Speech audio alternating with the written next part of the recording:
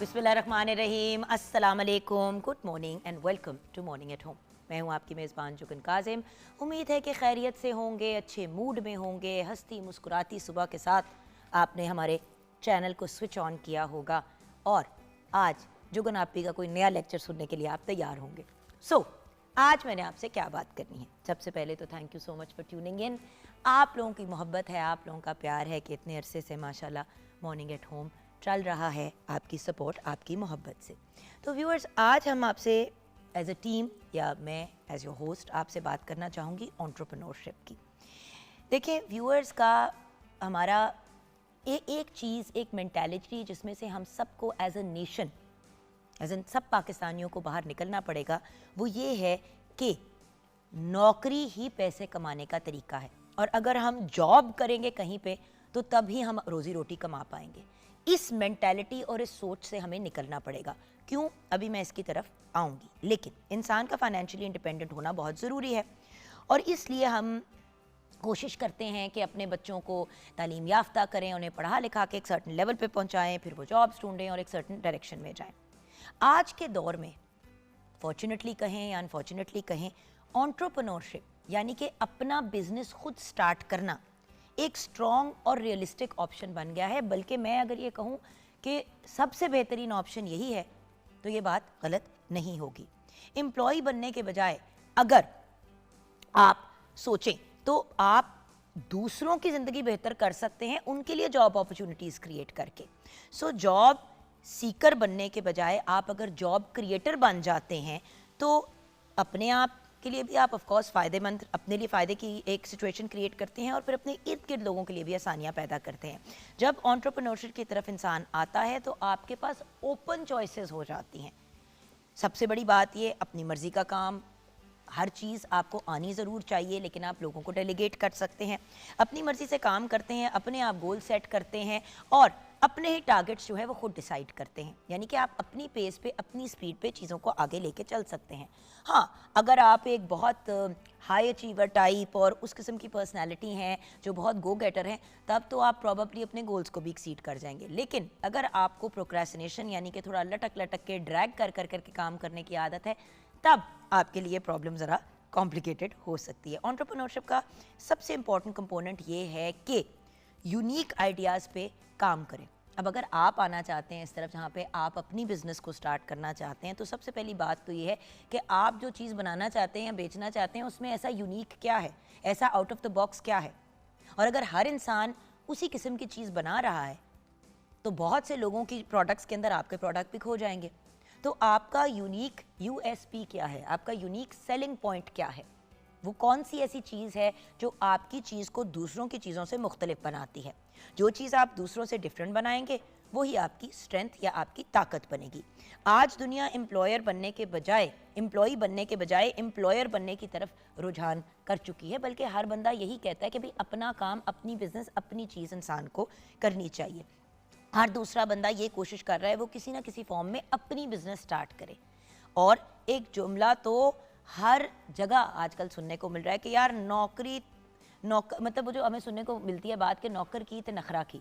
देखिए, जब आप किसी के लिए जॉब करते हैं तो ना तो आप नखरे कर सकते हैं, ना ही आप एटीट्यूड दिखा सकते हैं, ना ही आप अपने मूड दिखा सकते हैं। आपने अपने एम्प्लॉयर, अपने बॉस या जिस भी बंदे को आप रिपोर्ट करते हैं उसके रंग में ढलना है और उसके हिसाब से चलना है।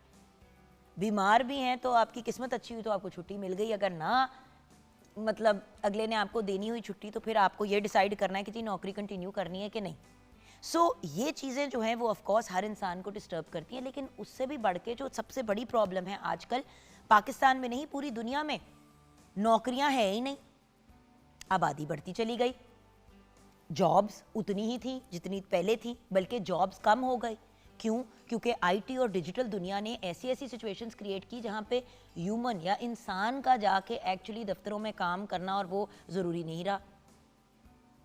कोडिंग, प्रोग्रामिंग, वेरियस डिफरेंट चीज़ें।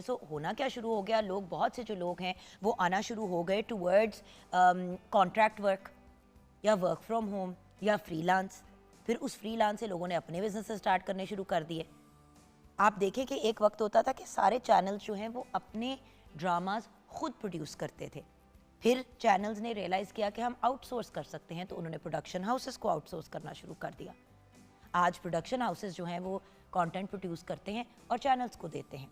पीटीवी आई थिंक उन वाहिद चैनल्स में से एक है जो बहुत ज़्यादा दोनों चीज़ों पे फोकस करते हैं। हम खुद भी प्रोड्यूस करते हैं कंटेंट को, और अगर अच्छा कंटेंट हमें बाहर से मिले तो हम वो भी परचेज़ करते हैं, बट बड़ा देखभाल के और अपनी सारी पॉलिसीज़ और मामलात को मद्देनज़र रखते हुए।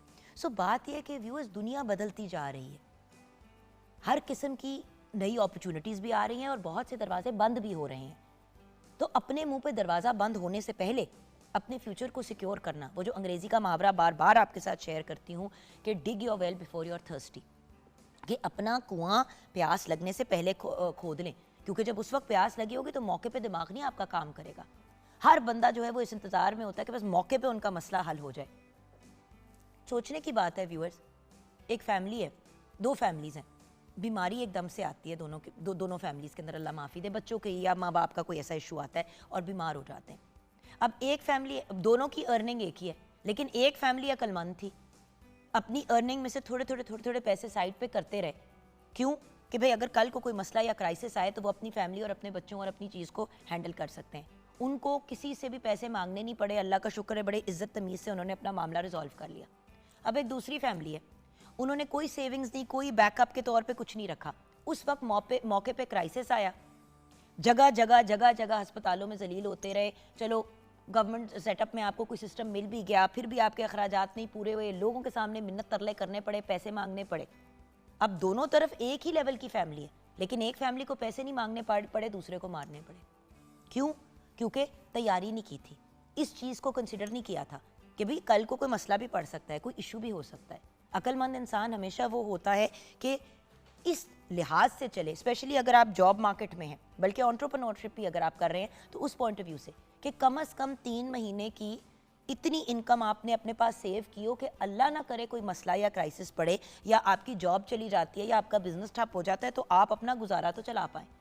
व्यूअर्स, एक बात अंडरस्टैंड करनी है, और ये बड़ी सख्त बात है जो मुझे पता है कि अक्सर लोगों को चुभती भी है, बट रियलिस्टिक बात है। देखें, अगर तो आपके पास कोई ऐसा काम का सेटअप है जहाँ पे आपकी हेल्थ इंश्योरेंस कवर्ड है, तब तो अपनी जगह बात ठीक है। लेकिन अगर आपकी हेल्थ इंश्योरेंस नहीं है और आप कहीं पे जॉब कर रहे हैं, तो जहाँ पे आप जॉब कर रहे हैं उन लोगों की जिम्मेदारी नहीं है कि अगर आपके ऊपर कोई मेजर क्राइसिस पड़ता है तो वो लोग आपको आपके पर्सनल क्राइसिस से निकालें। वो आपकी ज़ात तक और उस लिहाज तक तो आपको हेल्प आउट कर सकते हैं।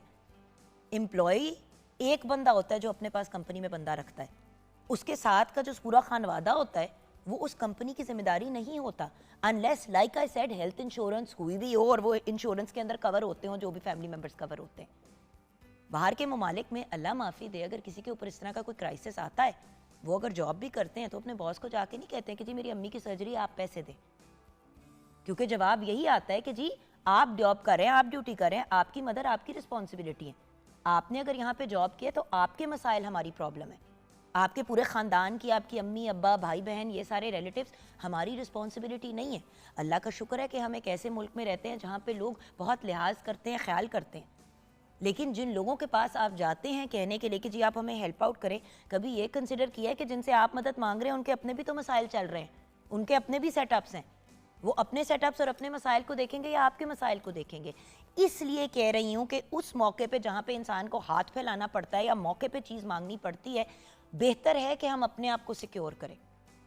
अब मैं जॉब भी करती हूँ, मैं पाकिस्तान टेलीविज़न नेटवर्क पे आई वर्क ओवर हियर, मेरा एक लाइव मॉर्निंग शो है। उसके अलावा मैंने अपनी एक स्किन केयर की बिज़नेस भी स्टार्ट किए हुए, और अभी हाल ही में अपनी सालगिरह पे ही मैंने लॉन्च किया 7 जनवरी पे अपने खाने की भी एक बिज़नेस। क्यों? इसलिए क्योंकि ये तो एक जॉब है, ये तो चल रही है, अल्लाह का बड़ा करम है।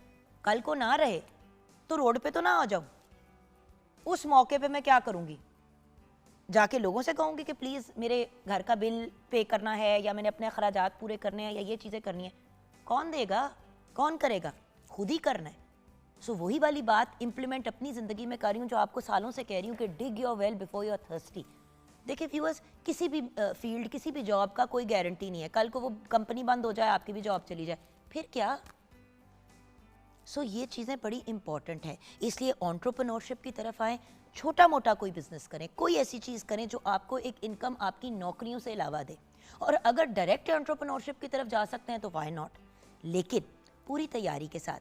अब ये नहीं है कि आप कहें कि जी मैं एक आईटी की फर्म खोलने लगा हूं और आपको ज़ीरो नॉलेज है आईटी की और आपने कभी कंप्यूटर तक नहीं खोला। बड़े लोगों ने ऐसा किया, हम कॉल सेंटर खोल रहे हैं, यही नहीं देखा कि भाई उसमें क्या चीज़ें चाहिए होती हैं, कितनी नॉलेज चाहिए होती है, उसको रन कैसे करना है। सो ज़रूर बिजनेसेस की तरफ आए। मैंने भी बिजनेसेस किए, वो नहीं चल पाए। क्यों? क्योंकि मैं तैयारी से नहीं आई। सो अपनी नॉलेज को इंक्रीज़ करें, अपने माइंड को एक्सपैंड करें और कोशिश करें कि अपने आप को खुद मुख्तार करें और लोगों को जॉब्स देने वाले बने, ना कि लोगों से जॉब्स मांगने वाले बने। आइए किचन की तरफ रुख करते हैं। शेफ़ सैयदा नूर हैदर हमारे साथ हैं। अस्सलाम वालेकुम। वालेकुम सलाम। शेफ़ नूर, मैं हमेशा एक बात कहती हूँ और ये बात मैं अक्सर अपने इर्द गिर्द के लोगों से झगड़ती भी हूँ कि हम लोगों को, जो हमारे जैसे घरों में लोग काम करते हैं या हमारे इर्द गिर्द लोग जो हमारे करीबी इस तरह के जो हमारे स्टाफ के लोग हैं, उनका हमें ज़रूर ख्याल रखना चाहिए। देखिए उन लोगों की ना कोई हेल्थ इंश्योरेंस होती है, ना कोई और चीज़ होती है, ना कुछ और होता। बिल्कुल। तो उनका ख्याल तो रखना बड़ा इंपॉर्टेंट है। कभी कोई क्राइसिस में हो, आप साहिब हैसियत हो, आप ज़रूर मदद करें। बिल्कुल। लेकिन अपनी दिमाग को और अपनी मेंटालिटी को चेंज करना बहुत ज़रूरी है। बिल्कुल। देखिए शेफ़ नूर, आप और मैं दोनों यहाँ पे काम करते हैं जी। आपको भी एक पे मिलती है, मुझे भी एक पे मिलती है जी। अगर आपके घर में अल्लाह ना करे नाउज़ुबिल्लाह कोई क्राइसिस आता है, आप मेरी जिम्मेदारी नहीं है शेफ़ नूर, बिल्कुल। ना ही आप इस इदारे की जिम्मेदारी हैं। अगर आपकी अगर हेल्थ इंश्योरेंस होती इदारे से, तो हाँ, उस हेल्थ इंश्योरेंस के बेस पे आप अपना इलाज जिसका भी कराना होता वो अगर उसमें कवर्ड होता तो आप करा सकती हैं। बिल्कुल। लेकिन इदारे की रिस्पॉन्सिबिलिटी नहीं है आपकी हेल्थ के लिए पे करना। जी। वो तभी पे करेगा अगर वो कॉन्ट्रैक्ट का हिस्सा होगा। बिल्कुल। और अगर आपने कॉन्ट्रैक्ट साइन किया है जिसमें, या आपने जॉब इस अंडरस्टैंडिंग पे की है कि आपकी हेल्थ नहीं कवर्ड, तो नहीं कवर्ड। बिल्कुल। मौके पे अगर आप कहेंगे, अब वो दूसरे के ऊपर है कि इंसानियत, मोहब्बत, प्यार, लिहाज, खलूस में वो आपकी हेल्प कर दे। बिल्कुल। लेकिन रिस्पॉन्सिबिलिटी आपकी है, आप अपनी जिंदगियों की जिम्मेदारी खुद लेना। बिल्कुल। हम एक बहुत गलत काम करते हैं कि हम एक बंदे का पल्लू पकड़ लेते हैं और कहते हैं जी आप ही मुझे सांभे। रियलिस्टिकली जिसका पल्लू पकड़ रहे हैं, जिस इंसान को कह रहे हैं आप करें, क्या उसके अपने बच्चे नहीं है, उसकी अपनी फैमिली नहीं है, बिल्कुल। उसकी जिम्मेदारियां नहीं है? हैं, बिल्कुल हैं। सो हमें थोड़ा सा रियलिस्टिकली और प्रोफेशनली चलना है आप बिल्कुल। As a nation. हाँ जी, बिल्कुल। आपका मशवरा क्या है? मेरा मशवरा यही है कि अगर आपके अंदर कोई मतलब ऐसी चीज़ है कि आप कर सकते हैं तो वो करें, ताकि वो आप अपने, जब आप पे मुश्किल वक्त आए तो वो आप अपने किसी से मतलब आप मदद मत मांगें और आप अपना ही जो है वो अपने जो आपके पास जो हुनर है, लाइक जैसे मेरे पास एक कुकिंग का है, तो मैं अपनी जो है वो मतलब कुकिंग के उससे मैं अपने आप देखिए ना, आपने दुनिया, आप पाकिस्तान के जिस भी कोने में आपने जाके आप रही, क्योंकि आपकी ट्रैवलिंग भी एक वक्त पे थी, राइट? जी। तो जब आप ट्रैवल वगैरह करी थी, हस्बैंड, आई थिंक आपके हस्बैंड की जॉब के पॉइंट ऑफ व्यू से आप लोग ट्रैवल भी करते थे, जी। तो आपने जहाँ पे भी गई आपने कुकिंग क्लासेस दी? जी, मैंने ली। आपने केटरिंग भी किया, आपने कितनी चीजें की, आप जहाँ पे गई आपने उस हिसाब से अपने लिए अपॉर्चुनिटी क्रिएट की। आपको जरूरत तो नहीं थी, लेकिन आप एक्टिव रही ना। लेकिन जी, लेकिन आप ये है कि वही वाली बात है कि इंसान समझदारी से काम ले तो जिंदगी में कभी भी कुछ आ सकता है, आप पे क्रूशल टाइम आ सकता है, और आपके पास इतना होना चाहिए कि आप जो है वो अपने ही उससे करें, किसी से आगे हाथ मत फैलाएं। भाई बहन होते हैं जो इंसानियत के नाते किसी की मदद कर देते हैं, ऐसे होते हैं बहन भाई, लेकिन मतलब डिपेंड नहीं करें किसी और पे। देखिए मैं एक बात बताऊं, भाई और बहन की जिम्मेदारी नहीं है, हम नहीं है, लेकिन वो कि आप एक दूसरे को संभालें। अगर कोई संभाल ले तो अगेन वो नेकी है। नेकी है। ये पिछले दिनों मेरी बात हो, बल्कि कुछ साल पहले ये हुआ था, इसके बाद ब्रेक की तरफ जाएंगे। देखिए ये सोच गलत है, इसलिए मैं इस पॉइंट ऑफ व्यू से शेयर कर रही हूँ। अगर भाई और बहन अपनी किसी ऐसे भाई या बहन की जिम्मेदारी लेता है जो मुस्तहिक है, तो वो उनकी नेकी है, बिल्कुल उनका फ़र्ज़ नहीं है ना। अंडरस्टैंड वन थिंग, ये मेरे साथ एक दफ़ा ये हुआ, मेरे घर में खातून काम करती थी, तो मुझे हर वक्त ना उनके ऊपर किसी ना किसी चीज़ का लोन होता था, कभी कहीं से, कभी कहीं से, कभी कहीं से, पता नहीं कहाँ कहाँ से उन्होंने उठाए हुए थे लोन्स, और हर महीने किस्तें दे रहे थे और पता नहीं क्या कर, वो ख़त्म ही। मैंने कहा ये क्या आप? कहती है बाजी मुझे तो दुख इस बात का है कि मेरी बहन जो है उसके पास इतना कुछ है, उसने मुझे 1.5 लाख रुपया उधारे दिया कि मैं ये बाकी के उधार अपने उतार लूँ। तो अब देखे 6 महीने हो गए हैं, हर महीने मुझे पूछती है कि पैसे कब दोगी। तो भाई आपने उधार लिया था, तो अगर आपने उधार लिया और कहा मैं महीने में आपको बाजी दे दूंगी, और आप फिर 6 महीने तक उसको लेके बैठ गई हैं और आगे से मुझसे गिला करिए कि बाजी देखिए कितनी ज्यादती है। मैंने कहा आप ज्यादती कर रही हैं, आपने उधार कह के लिया था, अगर वो आपको वैसे ही देना चाह रही हैं कि किसी से के ये आप रख लो, आपका मसला है। आपको क्या पता कि आपकी बहन के घर में क्या स्यापे चल रहे हैं। बिल्कुल, हम मुंह उठा के मांग तो लेते हैं, डिमांड तो कर लेते हैं, और अगर एक बंदा नहीं कर पा रहा या नहीं आपको दे रहा, तो वो बाकायदा बहन से लड़के बैठी हुई थी कि भाई आपने मुझसे मांग क्यों लिए, तो यानी कि उस बेचारी से गलती हो गई ना कि उसने आपको उधार दे दिया। सो ये चीज़ें व्यूअर्स बड़ी इंपॉर्टेंट है। देखिए, हम सबको एक दूसरे के काम आना चाहिए, लेकिन इस सोच के साथ हमें ज़िंदगी में आगे नहीं बढ़ना चाहिए कि मेरी हर जिम्मेदारी है जो वो बाहर वाला कोई बंदा लेगा। अपनी ज़िंदगी की खुद जिम्मेदारी लेनी है। नौकरी नहीं मिल रही तो फिर कोई सिचुएशन क्रिएट करनी है, कुछ ना कुछ करना है। और यहाँ पे मैं गवर्नमेंट को ज़रूर खराज तहसीन भी पेश करूँगी, स्पेशली पंजाब के एंड पे। आप देखें कि मैम मरियम नवाज शरीफ साहिबा ने कितने एफर्ट्स किए हैं और कितना आउट ऑफ द वे जाके उन्होंने सिचुएशंस क्रिएट किए कि घर बनाना है तो आपको उसका लोन मिलता है, ज़मीन लेनी है तो आपको उसका लोन मिल सकता है, अगर आपने अपनी बिजनेस स्टार्ट करनी है, यूथ बिजनेस लोन्स, तो आपको अपॉर्चुनिटी मिलती है। आप डिफरेंटली एबल्ड हैं, आपको तब अपॉर्चुनिटी मिलती है। पर्सन्स विद डिसेबिलिटीज़ के लिए पता नहीं कितना कुछ हो रहा है। तो इतनी अपॉर्चुनिटी है, और चेंबर्स ऑफ कॉमर्स पूरे पाकिस्तान में जो इस्टेब्लिश्ड है, विमेन एंड मेंस, वो सपोर्ट करने के लिए आपको खड़े हैं। तो आगे बढ़ें, आगे बढ़ें और अपने बिजनेस की तरफ जाएं। आज हमारे साथ एक रोल मॉडल भी ऐसी होंगी, लेकिन उनसे मुलाकात होगी आगे जाके। आज किचन में मेरी एक बड़ी फेवरेट रेसिपी बन रही है जो बड़े कम लोग मज़े की बनाते हैं। ब्रेक के बाद।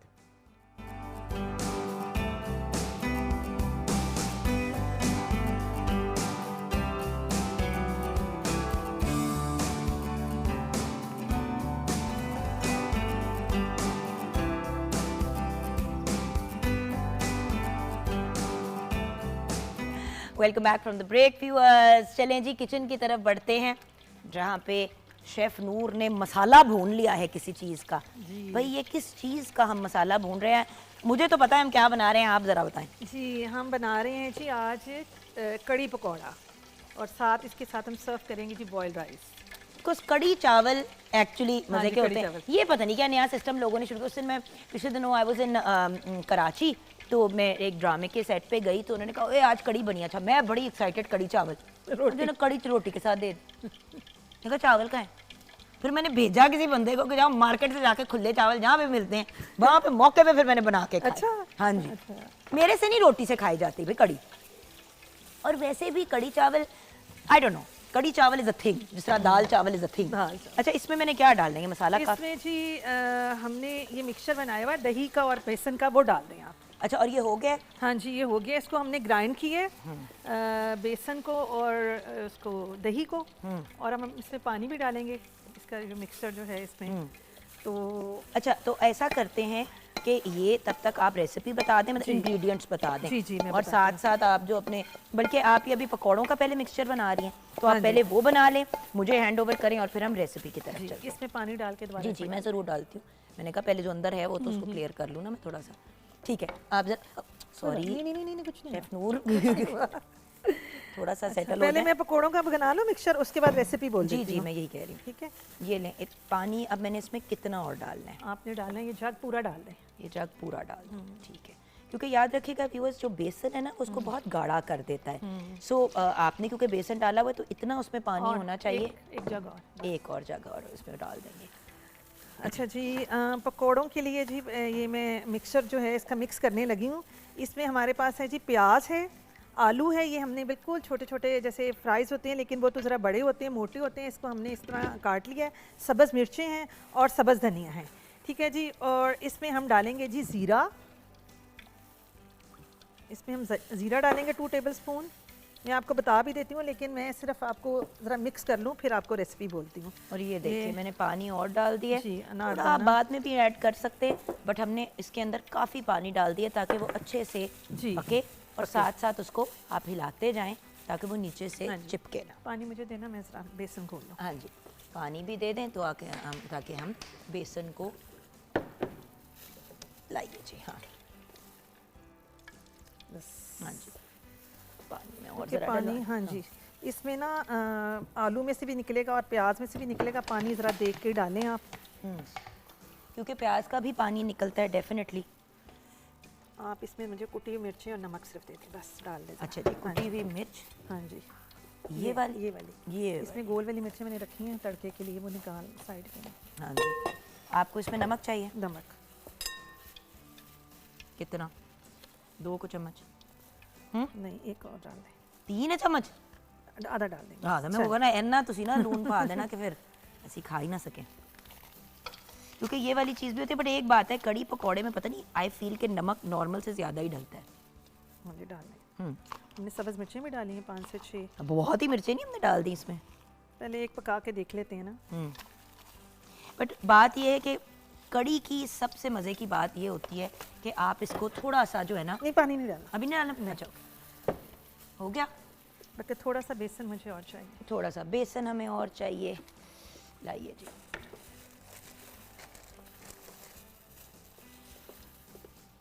डाल दें।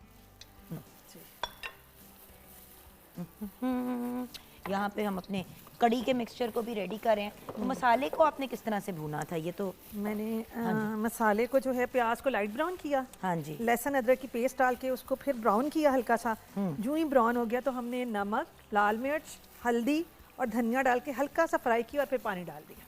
अच्छा, हाँ जी, और फिर इसका मसाला भून लिया ताकि हमारा वो बिल्कुल।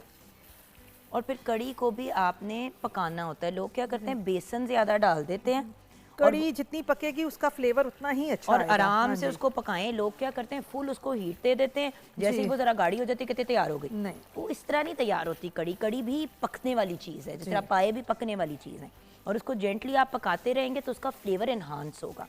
अच्छा जी, अब हम पकौड़े इसमें डाल देते हैं फ्राई करने प्रेशर के कुकर में जो है वो पकाते हैं। और उसमें पाए जो है, मैं तो प्रेशर कुकर में नहीं पकाती, मैं तो उसको 3-4 घंटे के लिए हल्की आंच पे रख देती हूँ। पाए ना, जी पाए। तो इसी तरह ना कड़ी को भी लेट इट कुक जेंटली। कर कड़ी तो नहीं उस पर। अच्छा, ये हम एक ट्राई करने हाँ के जी। पॉइंट ऑफ व्यू से डालें। तब तक आप प्लीज़ रेसिपी शेयर कीजिए। जी मैं रेसिपी दूँ। इंग्रेडिएंट्स जी हमें चाहिए जी कड़ी पकौड़े के लिए हमें 1 किलो चाहिए जी बेसन, सॉरी 1 किलो दही, 2 कप चाहिए हमें बेसन, तेल चाहिए हमें 2 कप, अदरक लहसुन की पेस्ट हमें 3 से 4 खाने के चम्मच, सुरख मिर्च पाउडर 1 खाने का चम्मच या हस्बे जायका, नमक हस्बे जायका, हल्दी 1 खाने का चम्मच, धनिया पाउडर 1 खाने का चम्मच, हरी मिर्च 1 खाने का चम्मच, गरम मसाला पाउडर 1 चाय का चम्मच, सूखी मेथी 1 खाने का चम्मच, हरा धनिया आधा कप। और पकोड़ों के लिए हमें चाहिए जी बेसन 3 कप, प्याज 3 अदद, आलू 2 अदद, सूखा धनिया साबुत 2 खाने के चम्मच, सफ़ेद ज़ीरा 1 खाने का चम्मच, अजवाइन आधा चाय का चम्मच, अनारदाना 1.5 खाने का चम्मच, हरी मिर्च 6 से 7 अदद, हरा धनिया आधा कप, नमक हस्बे जायका, कुटी हुई सुर्ख मिर्च 2 खाने के चम्मच, तेल फ्राई के लिए। और तड़के के लिए कड़ी पत्ता, गोल सुर्ख मिर्च, सफ़ेद में ज़ीरा और प्याज, इसका हम तड़का लगाएंगे। अच्छा जी, सबसे पहले हमने ये किया है कि दही में जो है वो हमने सब्ज़ मिर्चें और दही और हमने बेसन डाल के इसको ब्लेंडर में ब्लेंड कर लिया और ब्लेंड करके हमने उसको एक बाउल में निकाल लिया। उसके बाद हमने प्याज को जो है वो लाइट ब्राउन किया।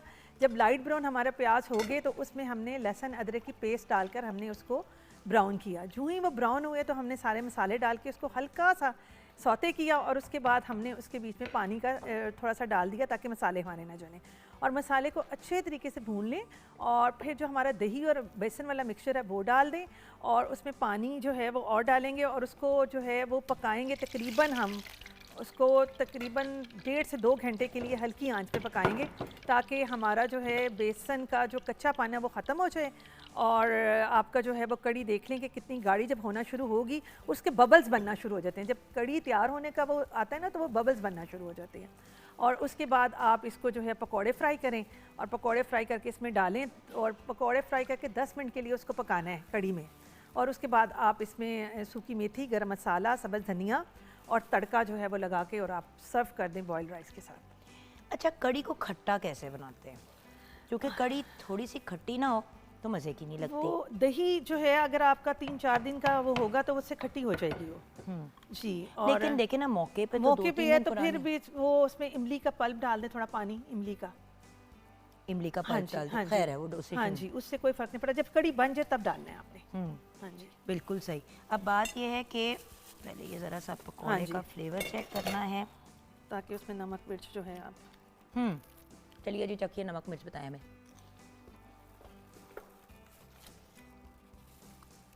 मिर्चें भी मुझे लग रहा है कम।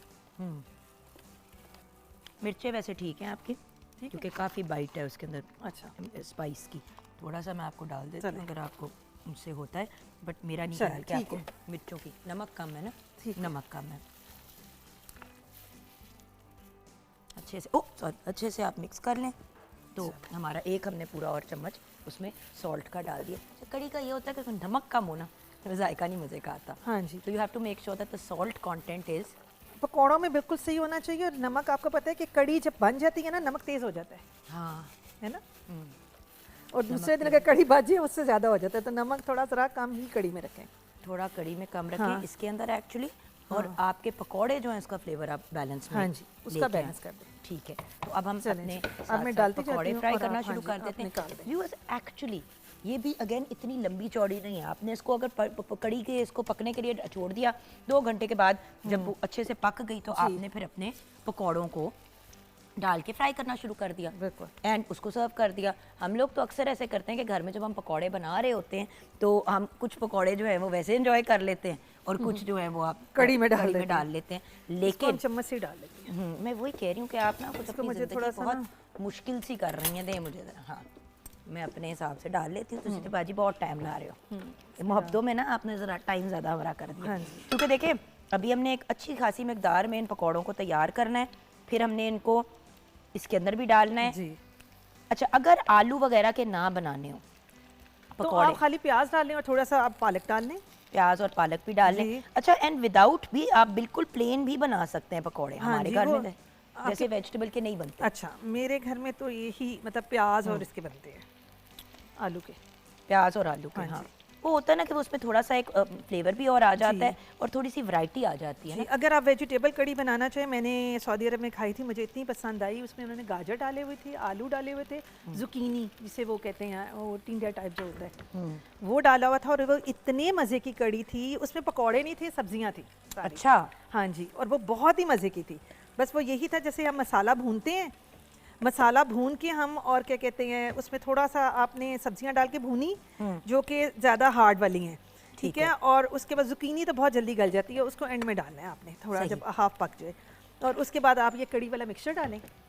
और मतलब मेरी फ्रेंड ने बनाई थी तो उसने पकौड़े भी डाले थे और सारी सब्जियां भी डाली थी। बिल्कुल सही। सो यहाँ पे हम अपने कड़ी के लिए जो पकौड़े हैं वो भी तैयार कर रहे हैं। हाँ जी। साथ में हमारी कड़ी भी कुक हो रही है और वेरी सून हम इसके अंदर अब डाल देंगे। अब इसके लिए हम चावल भी बनाने शुरू कर देंगे। अब देखिए ना, ये ऑलरेडी व्यूअर्स देखे गाढ़ी हो गई है, अभी इसमें और पानी जाएगा। हाँ जी। तो हम इसमें मज़ीद और पानी डालेंगे बिकॉज देखिए इसकी थिकनेस काफ़ी ज़्यादा है। उसके बाद आपने डिसाइड करना है कि आपने कितने पे। So keep cooking it, adding water if you need to. और फिर एक पॉइंट पे आके ना वो सैचुरेट हो जाएगी अपने बेसन के पॉइंट ऑफ व्यू से, तब आपने पानी नहीं डालना। हाँ जी। ये देखिए कड़ी अगेन लुक एंड फील वाली बात है। जिस तरह हम बात करते हैं निहारी की, पाए की, ये सब ना आपको अपनी फील के हिसाब से फिगर आउट करना है। बिल्कुल। अभी वो मैंने पिछले हफ्ते मैंने पाए बनाए, तो मेरे नेबर्स में ना कनाडा से आई हुई है ना, तो मुझे कहती हैं कि आपके पायों का कोई टेस्ट था, मतलब इतने मज़े के कि हमने उस पायों को 3 दिन खाया। वाओ, कि वो इतने अच्छे पाए आपने बनाए हुए थे। मैंने उनको बीफ के भी खिलाए और मैंने उनको मटन के भी खिलाए। नहीं बहुत इतने किस्म के तुसी पाए बना लेते। जी अच्छा, अल्हम्दुलिल्लाह, निहारी भी, बीफ की भी, मटन की भी। तो सारा कुछ ही एक दिन में कहा कि कहीं फिर से ना आ जाए खाने पे। नहीं, वो मैंने वो नेबर में रहती है। पहले मैंने पाए बीफ के 1 महीना पहले बनाए थे और मटन के जो है अभी पिछले हफ्ते बनाए थे। अच्छा, मैंने तो कहा उन्होंने बहुत बहुत सारा कुछ ही कार नहीं, एक दिन नहीं, और वो इतना उन्होंने पसंद किया कि सही वो जैसे चिपकते हैं ना आपके हाथ, चिप कर रहे होते हैं, पायों की निशानी यही वैसे है। तो गंदे हाथ भी हो तो चिप करते हैं, लेकिन बात आप सही कह रही हैं। चले यहाँ पे हम जाएंगे व्यूअर्स ब्रेक की तरफ। ब्रेक के बाद जब वापस आएंगे तो हमने बात की एंटरप्रेन्योरशिप की। पहले भी एक दफ़ा आपको पता है, बल्कि काफ़ी दफ़ा हम शेफ़ नूर से भी ये डिस्कशन कर चुके हैं कि शेफ़ नूर ने अपने आप को किस तरह काम की तरफ और बिज़नेस की तरफ लेके आई और किस तरह से अपना एक इंडिपेंडेंट सिस्टम स्टार्ट किया। सो अभी ब्रेक के बाद हमें ऐसी पर्सनैलिटी ज्वाइन करेंगी जिनके जो किस तरह जो घर की चीज़ें ऐसी नहीं होती, जो जैसे कि टिश्यूज़ हो गए, ढक्कन हो गए, चीज़ें हो गई जो यूज़ के नहीं होते, जो आप फेंकने लगते हैं, उन चीज़ों को, डिस्पोजेबल चीज़ों को यूज़ करना टू बड़ी बात है, मेक मतलब घर की डेकोरेशन की चीज़ें। तो चले उनसे मिलते हैं ब्रेक के बाद और देखते हैं कि वो आज क्या क्या लेके आई हैं हमें दिखाने के लिए। तो आप हमारे साथ रहिएगा।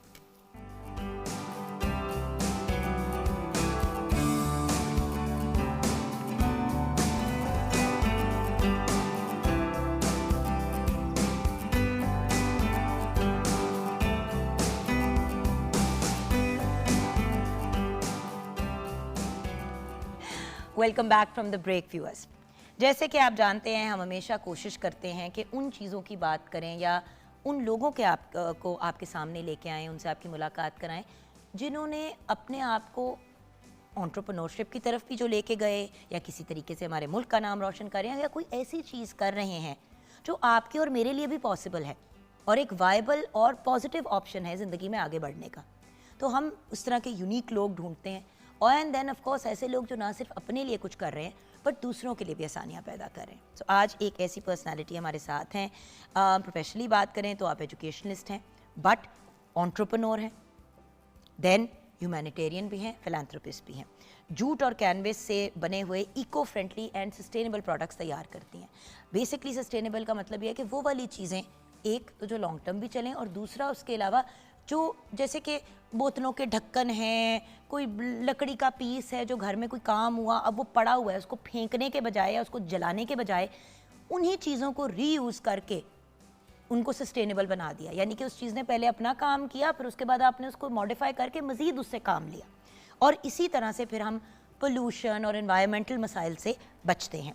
अब ये क्या क्या बनाती हैं और किस तरह से बनाती हैं उस पर हमें ये खुद ही गाइड करेंगी। लाइका ज़फ़र ज़ाहिद हमारे साथ हैं। अस्सलाम वालेकुम जी। वालेकुम अस्सलाम।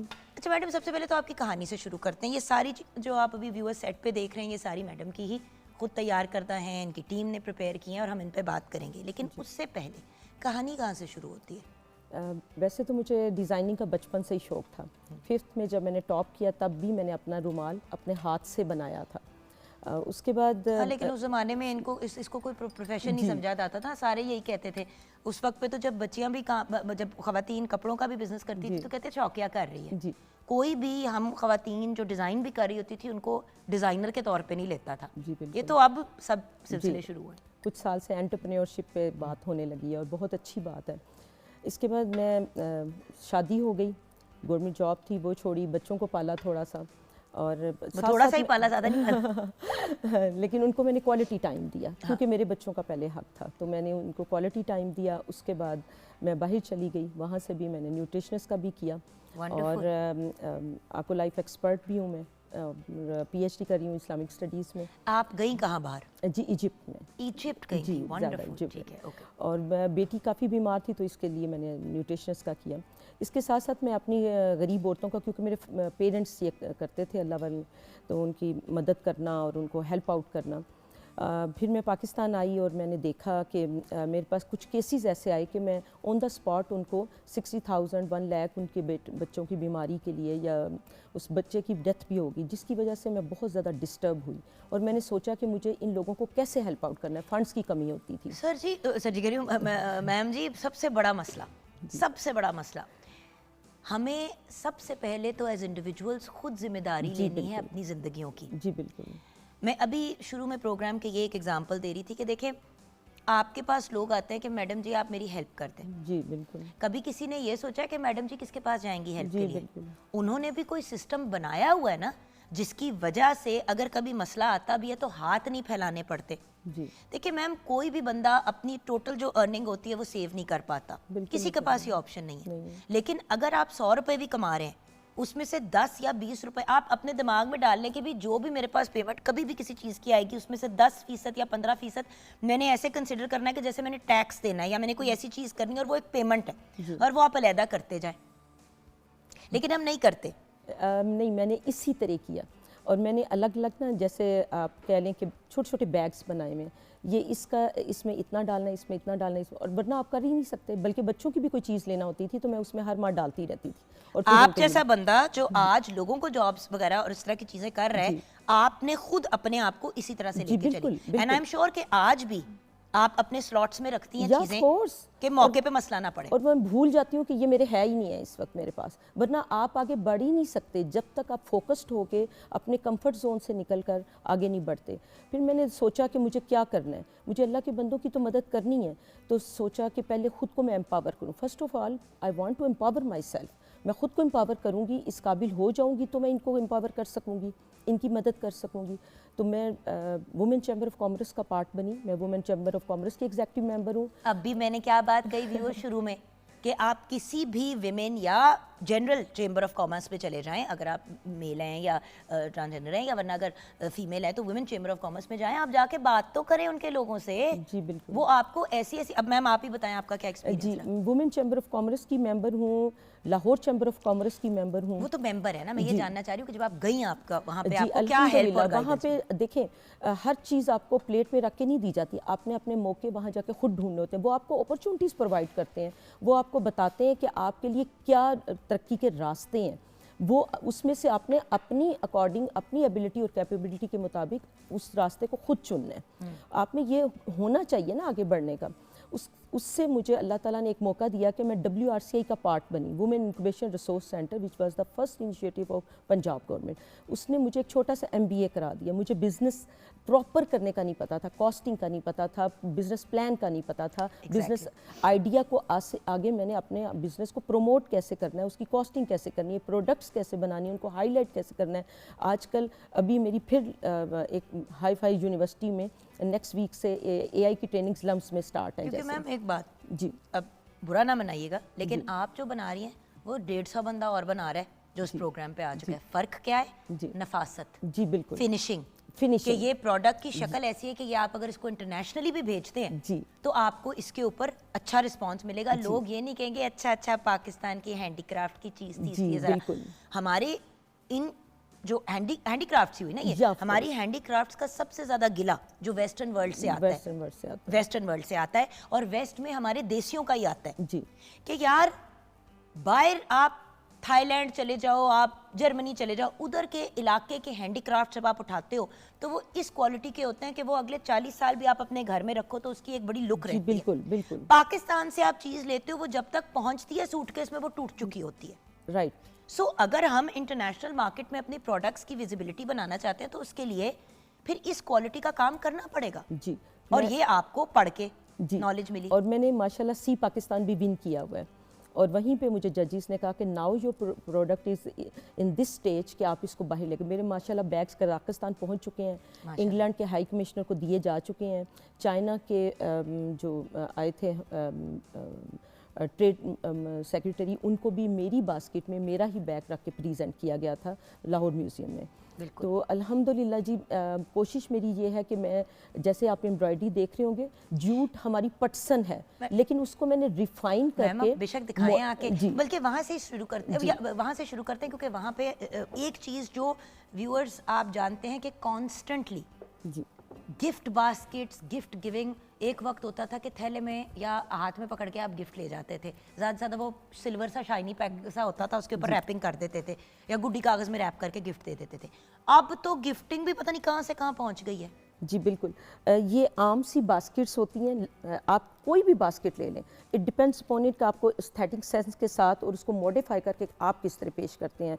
चाहे ये हमने आइडिया दिया है, आप रमज़ान बास्केट्स बनवा सकते हैं, ईद बास्केट बना लें, वेडिंग बास्केट, ईद का बनाई हुई हुई है हमने, अनाउंसमेंट बास्केट, जी अनाउंसमेंट बास्केट्स बना सकते हैं। अभी सामने जो छोटी सी बास्केट है, इसके अंदर आपने थोड़ी सी कुछ टॉफियां वगैरह डाल के और साथ में लगा दिया कि बेबी बॉय, ये बेबी बॉय के लिए बेबी, जी बिल्कुल, गुडी बन सकते हैं। इसी तरह ये एक्रेलिक बॉक्स का आजकल है फैशन, तो उसको भी हमने मॉडिफाई कर। अच्छा, ये आपकी कस्टमाइज्ड कॉर्नर है? जी, कस्टमाइज भी हैं, और वैसे भी हम रमज़ान में कुछ बनाते हैं जो हमारी अल्हम्दुलिल्लाह चली जाती हैं।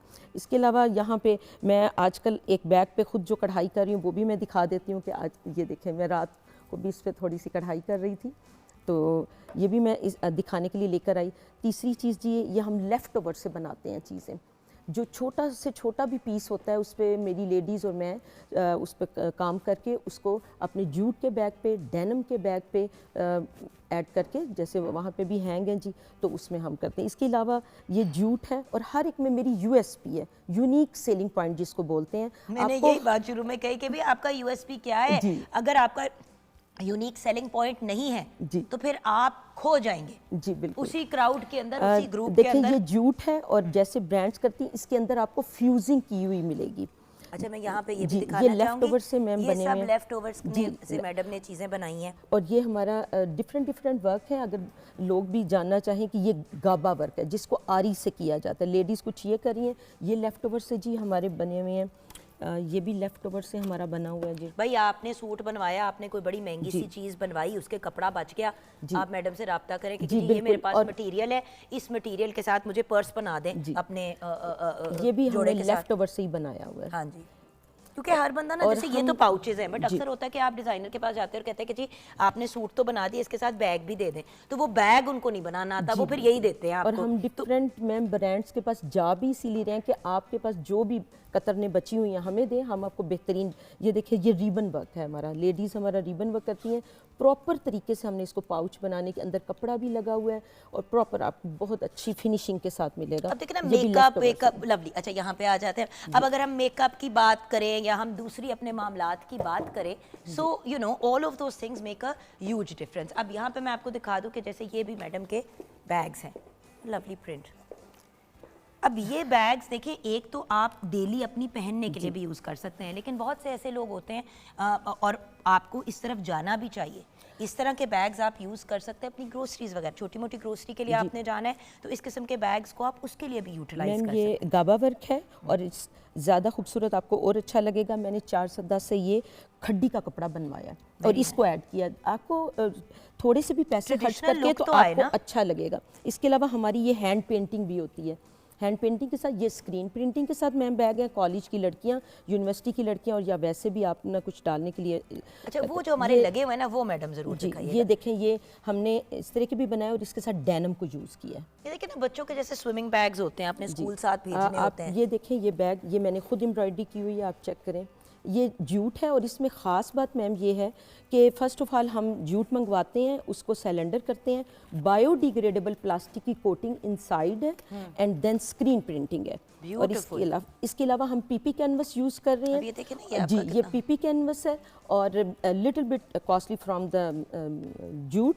और इसी तरह हमने रमज़ान का भी ये देखें इनिशिएटिव बैग बनाया, ठीक है। तो और ये हमारा फाइल केस कवर है, लैपटॉप बैग वहाँ पे अब आप दिखाइएगा बाकी की, क्योंकि हमने फ्रंट पे भी कुछ चीजें हैं मजे की। ये देखें, ये हमने ट्रक कार्ड को यूज़ किया है। हाँ जी, व्यूअर्स को। हाँ। ये हमारा ट्रक कार्ड है और इसी तरह हमारा ये फंकी और बिग बैग है जी, ये देखें हाउ प्रिटी। और माशाल्लाह ये इको फ्रेंडली है, सस्टेनेबल है और लॉन्ग टर्म चलने के लिए जो है ये प्रोडक्ट्स हैं। इसके अलावा हमारा काफ़ी मशहूर है स्टेट बैंक और डिफरेंट इदारों में, लाहौर चैम्बर ऑफ कॉमर्स में भी डिस्प्लेड है। प्रॉपर ये लैपटॉप बैग है जी, दिस इज ब्यूटीफुल और प्रॉपर उसके साथ इसको बनाया गया सो ब्यूटीफुल। ये आप मेल भी यूज कर सकते हैं, जी, फीमेल भी यस कर ऑफ सकते कोर्स। हैं। हाँ। और इसी तरह ये हमारा बॉटल केस कवर है जी, और इसमें भी बायोडिग्रेडेबल प्लास्टिक की कोटिंग विद स्क्रीन प्रिंटिंग और सिलेंडर हुआ हुआ है, यानी आपको इसको पकड़ के अगर स्थमेटिक है या वैसे तो छींके नहीं आएंगी और आपको कोई हेल्थ इशू नहीं होगा। इसके अलावा हमने ये छोटे छोटे अभी जो हमारा लेफ्ट बच जाता है तो ये हमने कोस्टर्स वगैरह भी बनाए हैं इसके साथ, ठीक है जी। इसी तरह क्योंकि आइए हाँ, सो अब आप ये काम खुद तो कर रही हैं, आइए देखिए ये I wanted to just give people a visual, वो तो आपकी वेबसाइट और अदरवाइज भी जाके देख जी सकते हैं। बिल्कुल बिल्कुल। अच्छा, आपने ये खुद कैसे शुरू किया जी, फिर लोगों को इसमें कैसे लेके आए, ये मेरे लिए सबसे बड़ा, क्योंकि देखिए सीधी बात है मैडम, आप दुनिया की कोई भी बात लेफ्ट राइट की कर लें, जी काम करने की जब बात करते हैं तो काम शुरू करना सबसे बड़ा मसला होता है। बिल्कुल। कि भाई पहला कदम कैसे उठाओ। मैं यहाँ पे आपको सलूट पेश करती हूँ कि आप गई चेंबर ऑफ कॉमर्स जी, और आपने जाके अपनी लिखत पढ़त मुकम्मल की। जी बिल्कुल। अब देखिए व्यूअर्स, एक लिखत पढ़त होती है बिजनेस की कि आपने बैंक अकाउंट खोलना है, आपने अपने टैक्सेस के लिए अपने आपको अपने NTN नंबर लेना है, कागजाती कार्रवाई। बिल्कुल। उससे पहले की कार्रवाई है कि भाई पहले किसी जगह जाके सीख तो लें कि जो काम करना है वो कैसे करें, कैसे करना है। वो किया। फिर मैडम ने उसके बाद फिर क्या हुआ? जी मैं लइकास डिज़ाइन स्टूडियो की और काहा वेलफेयर फाउंडेशन की CEO, दोनों इदारे माशाल्लाह रजिस्टर्ड हैं और इसका NTN भी है, बल्कि मैं अब IPO से अपना ट्रेडमार्क भी ले रही हूँ और ऑल पेपर्स कंप्लीट हैं। अब हम बल्कि इस स्टेज पे हैं कि हम B2B काम करना चाहते हैं, जिसके लिए बाकी जो डॉक्यूमेंटेशन है वो मेरा लॉयर कंप्लीट कर रहे हैं। और आपने कहा कि शुरू कैसे किया, एक तो मुझे ज़रूरत थी कि पहले मैं खुद को एम्पावर करूं, मेरे पास इतना हो कि नॉलेज भी और पैसा भी। लेकिन जानी एजुकेशन और बाकी चीज़ों को साइडलाइन करा के इस तरफ फुल टाइम आ गई। जी, बच्चे थोड़े बड़े हो गए, अब मेरे पास थोड़ा सा टाइम है कि मैं चाहती हूँ मैं कुछ अपनी धरती के लिए अपने फुटप्रिंट्स लगा रही हूँ। वैसे तो ये पटसन आपने बहुत साल पहले देखी होगी कि जिसमें गंदम आती थी, लेकिन अब हम इसको रिफ़ाइन करके इसमें बायोडिग्रेडेबल प्लास्टिक की कोटिंग, आप मुझे पूछेंगे जी ये सस्टेनेबल इको फ्रेंडली है, तो ये बायोडिग्रेडेबल प्लास्टिक है जो कुछ अर्से के बाद डिज़ोल्व हो जाता है।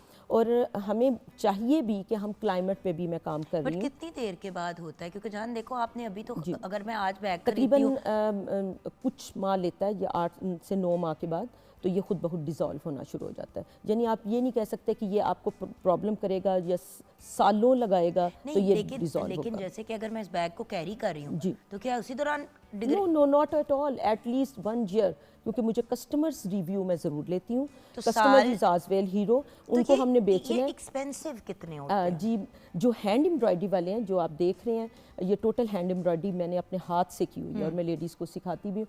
ये मैम आपको 3500 का मिलेगा। It's a very reasonable cost. मैं पता है क्यों पूछ रही हूँ, क्योंकि जब हम बात करते हैं सस्टेनेबल, अब अगर आपने कहा होता कि ये 15,000 का है तो मैं कहती मैडम 15,000 रुपए का जो आपका बैग है वो मतलब 1 साल भी नहीं चलेगा, तो लोग तो फिर अंडे टमाटर ही मारेंगे। लेकिन हाँ, अगर 3500 का है and you get a lot of use out of it, तो व्हाई नॉट।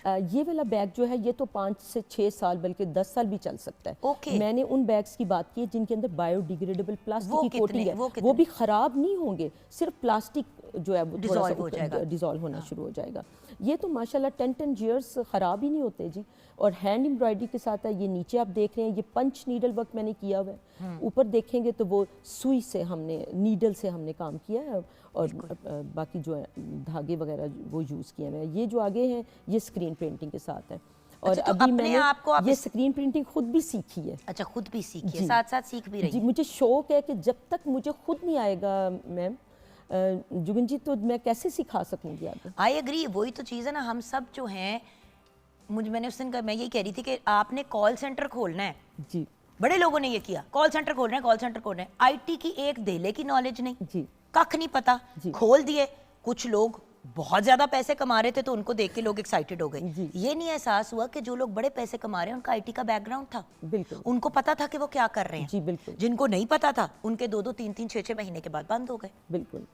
और इस काम को करने के लिए हमें ई कॉमर्स का दौर है, डिजिटल मार्केटिंग का दौर है, तो आजकल हम अपनी एआई की ट्रेनिंग्स और उस पर तवज्जो दे रहे हैं। मैं अब अपनी गूगल एआई से, जेमिनाई से और हेजन से, इनसे अपनी पोस्ट वगैरह भी बनाती हूँ, वीडियोस वगैरह भी बनाती हूँ।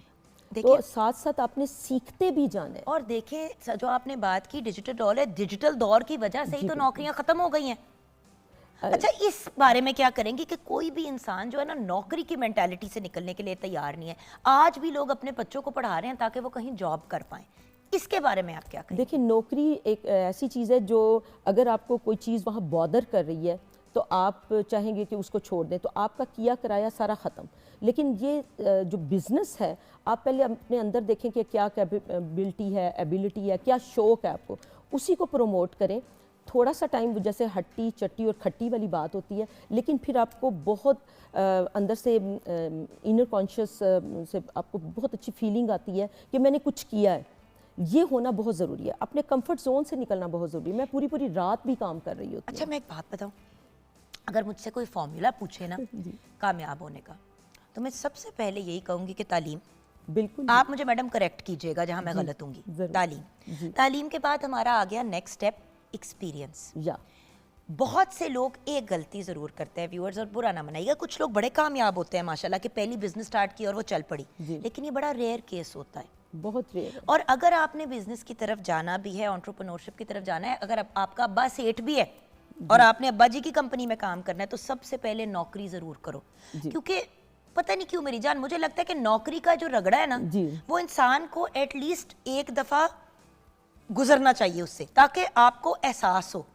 क्योंकि हम लोग जब एंटरप्रेन्योर बनते हैं तो आप बॉस हैं, एज एम्प्लॉई आपको पता होना चाहिए कि आप किन चीज़ों से गुजर सकते हैं, ताकि आपको एम्प्लॉयज़ का भी एहसास हो, और फिर उधर से आप अपनी बिजनेस की तरफ जाएं, बिजनेस क्रिएट करें, और फिर अगला स्टेप, फिर उस बिजनेस में लोगों को इंक्लूड करें, उनको ट्रेन करें, ताकि वो अपनी बिजनेस करें, ना कि वो सारी जिंदगी आपके पास नौकरी करें। बिल्कुल, यू आर वेरी राइट। अब मुझे बताएं। और मैंने माशाल्लाह गवर्नमेंट जॉब की हुई है, और मुझे पता है कि और इसके उसको क्या ups छोड़ and के downs होते हैं। बिजनेस की तरफ जी, आना आसान काम नहीं जी है। बिल्कुल आसान काम नहीं, लेकिन मुझे अब ज़्यादा अच्छा फील होता है और मुझे ये फील होता है कि मैंने कुछ किया है और मैं कुछ कर रही हूँ। और सबसे बड़ी बात कि आप ये ना सोचें मैंने एक बड़ा कर लिया है, हर वक्त सीखने का अमल जो है हदीस के मुताबिक भी वो जारी रहता है। जब तक मैं ये नहीं सोचूंगी कि मुझे इसमें और इनोवेशन लानी है और मुझे अच्छा करना है, तो आपकी ग्रोथ रुक जाती है, आपको वो भी करना है। और अब देखें कि तकरीबन 20 से 25 फैमिलीज़ को मैं रोज़गार प्रोवाइड कर रही हूँ। इसमें मेरे पास बहुत सारी वीडियोज़ हैं, ज़्यादा वो माएँ हैं जिनके बच्चों ने जी वीडियोज़ हैं, डिवोर्सीज़ हैं, 3 ट्रांसजेंडर हैं, 2 डिसेबल बच्चे भी हैं जो हमारे साथ एक्रेलिक पेंट स्टेंसिल वर्क पे भी काम कर रहे होते हैं। और अल्हम्दुलिल्लाह शुरू में तो लेडीज़ जी काम नहीं करना चाहती, लेकिन जब वो शुरू कर देती हैं, और मैं चाहती भी हूँ कि जैसे जापानीज़ कोटेशन है कि मैं इनको मछली पकड़ना सिखाऊँ, teach a man to fish. हाँ जी, मछली इनको पकड़ना सिखाइए। मोहताज ना बनाऊं और ये मांगती ना रहें, फ़कीर ना बने। ठीक है, ऑन एंड ऑफ मैं उनको हेल्प आउट तो करती हूँ, लेकिन जब उनमें ये अर्ज आ जाती है तो वो इसी चीज़ को मैं चाहती हूँ अपने बच्चों में भी ट्रांसफ़र करें और ये उनके लिए एक सदका जारिया भी बने और फिर उनके बच्चे भी उसी काम को सीखें। बहुत सारे लोगों को मैंने, अगर वो ये नहीं कर सकती तो ढाबा भी लगवाया है, चनों का काम शुरू कर लिया, किसी ने समोसे बनाने शुरू कर लिए, ये सिखाया मैंने उनको। मेरी जान, मैं आपको एक बात बताऊं, एक चीज़ अगर हम अपने आप, ये जो एक सबसे बड़ी प्रॉब्लम हर मुझे लगता है, वो कहते हैं जो रजा हुआ होता है ना उसको प्रॉब्लम नहीं होती जी। मैं आपको एक एग्जांपल देती हूँ। हमारे सेट पे अभी कोई ज़मीन पे चीज़ गिरे, मेरी टीम गवाह है, मुझे कोई प्रॉब्लम नहीं है, मैं अपने दुपट्टे से भी साफ़ कर लूँगी क्योंकि मेरी ये रोज़ी रोटी की जगह है। बिल्कुल बिल्कुल। और ये ना भी होती, लेकिन मैंने बड़े लोगों की ईगो प्रॉब्लम देखी है, तो आंकड़ी नहीं ख़त्म होती, मैं ये क्यों करूँ, मैं वो क्यों करूँ। और ये जो चीज़ है ना, ये कभी भी इंसान को कामयाब नहीं होने देती। जब इंसान में ये चीज़ आ जाती है ना कि मैं को बड़ी चीज़ हूँ, ओ भाई हर काम हर इंसान को कर लेना चाहिए, कोई बड़ी बात नहीं है, करना भी चाहिए। जब आपको ये होता है ना कि I am too good for this, फिर अल्लाह मियाँ कहता है पुत्र फिर मैं भी तेनू थका दियांगा। बिल्कुल, अल्लाह ने ऐसे ही कहा है कि हमें इसीलिए तो इस्तग़फ़ार करने के लिए भी कहा। और कुछ लोग एक सर्टेन लेवल से कभी जिंदगी में आगे नहीं पहुंच पाते क्योंकि उनको लगता है वो बड़ी तोप चीज़ है। भाई आप तोप चीज़ हैं तो मेहनत करें, अल्लाह मियाँ आपको खुद ही तोप चीज़ बना देगा, आपको लोगों को नहीं कहना पड़ेगा कि मैं ये हूँ। इससे निकलना बहुत बहुत ज़्यादा ज़रूरी है अगर आप आगे बढ़ना चाहते हैं। तो आपका एडवाइस क्या है हमारे व्यूअर्स? जी, मैं ये चाहती हूँ कि हर औरत काम करे और हमें ज़रूरत भी है। जो घर है वो एक मुआशरे की एक यूनिट होता है। अगर एक घर में एक औरत की वजह से कुछ आमदन आएगी तो उस यूनिट की वजह से हमारा मुआशरा सुधरना शुरू हो जाएगा। फिर मुआशरे से आपकी जो शहर से कस्बे, कस्बों से शहर से फिर आपके प्रोविंस और फिर हमारी मुल्क की तरक्की जो है उसमें अल्हम्दुलिल्लाह उसमें भी काफ़ी फ़र्क पड़ेगा। सो व्यूअर्स, जैसे कि मैंने आपको कहा, आज हम आपके साथ एक रोल मॉडल, एक हाई अचीवर, एक ऐसी पर्सनालिटी शेयर करेंगे, हैं कि नहीं। आपको मानना पड़ेगा व्यूअर्स कि देखें, जॉब, शादी, बच्चों पे फोकस, जॉब छोड़ी, बच्चे ज़रा बड़े हुए, महसूस हुआ कि यार अब ज़रूरत भी है और कुछ करना भी है, गई चेंबर ऑफ कॉमर्स से जाके गाइडेंस ली, सारा कुछ किया, वहाँ से भी सीखा, साथ में अपनी पढ़ाई लिखाई की। पढ़ाई लिखाई के साथ साथ पहले पढ़ी, ये नहीं कि हाल मुझे मसला पड़ा हुआ है फ़ौरन ही मैं कुछ कर दूं और हावड़े में जो थोड़े बहुत बंदे के पास पैसे हों वो भी बंदा वीरान कर दे।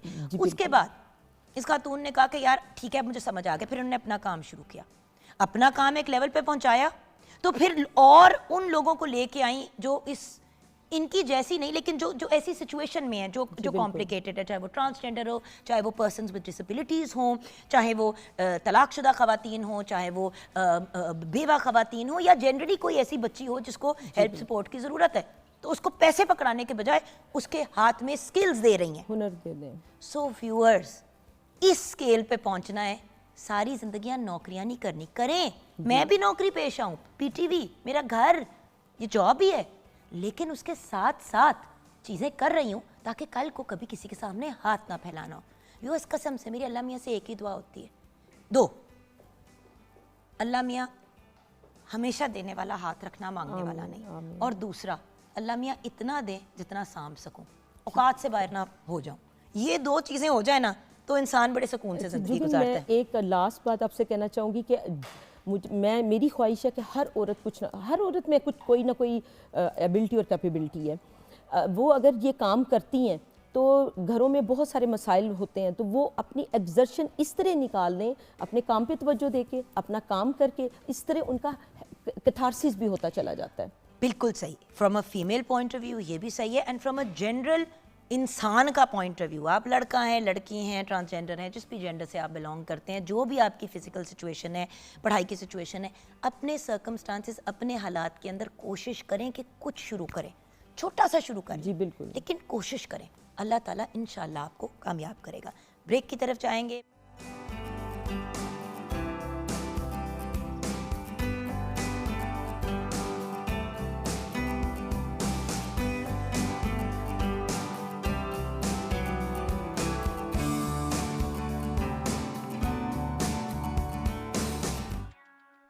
अस्सलाम अलैकुम। लड़ाकी सी लड़की किसको ताने मारे हैं ऑनर? भाई कौशल सना हमारे साथ। हाँ जी, जो समझ ले, जो समझ ले। ऐसे ऐसे ताने मारे इस लड़की ने और ऐसे ऐसे इशारे कर करके मारे। एक दो दफा मैंने सोचा मुझे कह रही है, फिर मैंने कहा कि शायद ये जो इनके साथ एक प्यारे से बरखुरदार बैठे हैं, जब बोलते हैं तो कोई भी नहीं सुनता, जैसे कि डॉक्टर जाज वारिस AKA जैजी, जब जैजी बोलता है तो पूरी दुनिया सुनती है। अब कानों से खून निकल आता है उनके सुनते सुनते। Professor, TV and radio host, showbiz critic, influencer, food influencer and Jugan Kazim का टॉर्चरर। नहीं, मैं आपका बहुत बड़ा फैन। और फैन आज क्या, पितरे पुराने हम दोस्त हैं। फैन दोस्त और एक फैमिली है हम तो। फैमिली है। पता है मुझे इस शो में आना ना, इट्स अ ग्रेट फील। इसको अल्फाज में मैं बयान नहीं कर सकता। न्यू ईयर्स पे नहीं आए, मैं नाराज हूं तुमसे। नहीं देखिए वो आना था, देखो न्यू ईयर रिव्यू बड़ा जरूरी होता है, और जब लेट तक ये सिंसियरती बात है कौशल, ये जब तक नहीं देता ना रिव्यू, मजा नहीं आता। मजा नहीं आता। हमें नहीं पता था कि हो क्या रहा है। जैसे ही पता चला कि मंडला रहा है पाकिस्तान में, मैंने कहा आओ जरा। Thank you so much. तुम ऐसे क्या चीज हो, पहले इतना रेगुलर आते थे, अब मेजर मौकों पे नहीं आते हो। असल में ना कुछ बस ऐसे कुछ टेक्निकल काम थे मुझे कि वो मुझे वहां पर अटकना पड़ा। लेकिन आप कैसी हैं? ठीक है आप कैसे? लेकिन ड्रामे कम कर रही हैं आप, क्योंकि मैं आप है ना ड्रामेबाज मेरे भाई, मेरे दोस्त। सबसे बड़ा ड्रामेबाज तो हम दोनों के बीच में बैठा है। ये आज वाहिद दफा है कि दो खवातीन के बीच में एक मर्द बैठा जो ड्रामेबाज है। ओह, लड़कियां ड्रामेबाज कहलाई जाती हैं, लेकिन नहीं, अल्लाह का शुक्र है, अल्हम्दुलिल्लाह।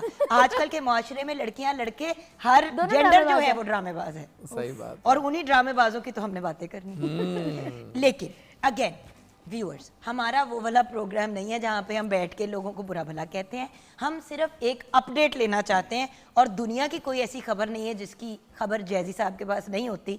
इसीलिए तो लोग इनको सुनते हैं, क्योंकि ऐसी ऐसी खबरें देते हैं जो कोई नहीं सुनना चाहता और जो कोई जानता भी नहीं है, और फिर ऐसी ऐसी बात मंजरे आम पे ले आते हैं। लेकिन पोलाइटली, काइंडली एंड एक अगर कोई बात भी कहनी होती है तो आप अपनी एडवाइस देते हैं। तनकीद बराए इस्लाह। मुझे जो बात अच्छी नहीं लगती वो ये है कि जब हम लोग इस तरह बैठ के बात कर रहे हैं। अब जैसे कि सबसे पहले मैंने आपसे नोमी भाई का पूछना है कि नुमान एजाज आजकल मतलब आजकल नजर तो आ रहे हैं, लेकिन क्या काम कुम, क्या सिचुएशन चल रही है, लेकिन जी उनके बारे में पूछना। अब देखिए हम नाम ले रहे हैं नुमान एजाज का, फिर मैं आपसे पूछूंगी सबा कमर का। अब आप देखें कि ये पर्सनैलिटीज कितनी बड़ी हैं, ये हमारे मुल्क के एसेट्स हैं, ये हमारे स्टार्स हैं, एग्जैक्टली ये हमारे मुल्क का चेहरा है।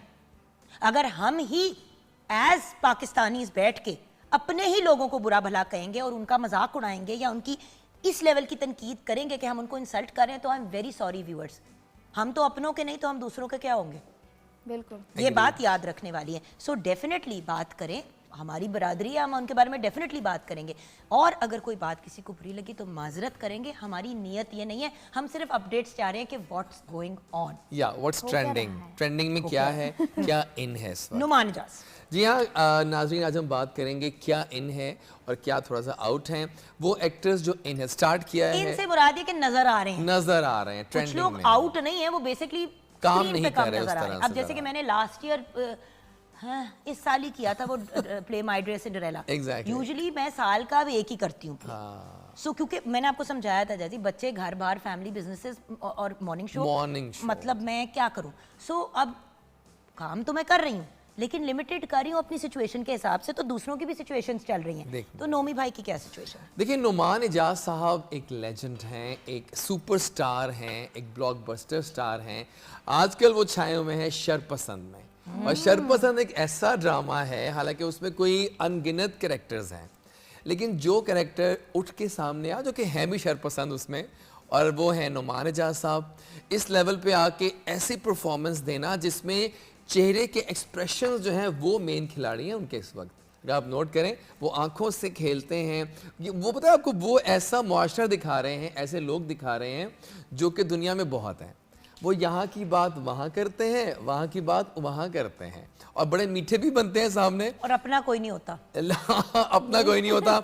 लेकिन नुमान एजाज को मैं फुल मार्क्स दूंगा, क्योंकि ये किरदार सिर्फ वही कर सकते थे, छा गए हैं, लेवल है उनका, ऐसे ही रॉक ऑन करते रहें। और हमारे, और पता है सबसे अच्छी बात है कि बहुत काम कर रहे हैं आजकल, तो हमें उनकी वैरायटी ऑफ जो उनकी है ना एकेडमिकल जो उनका एक करियर चल रहा है, वो हमें उससे, और बल्कि मैं तो कहता हूँ कि जो हमारे नए स्टार्स हैं, आप लोग प्लीज़ सीखें उनसे।